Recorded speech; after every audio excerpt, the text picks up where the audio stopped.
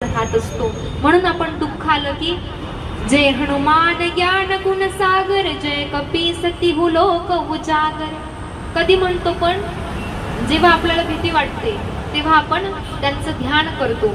आणि असे त्रिलोकामध्ये ज्यांची ख्याती आहे असे हनुमंतराय, त्यांचं मंदिर या गारवे ग्रुप्सनी या ठिकाणी उभारलेलं आहे. तुम्हा सर्वांनाच त्याचा लाभ होणार आहे. तुम्ही सर्वजण या ठिकाणी उपस्थित राहिलात त्याबद्दल तुमचेही आभार मानते.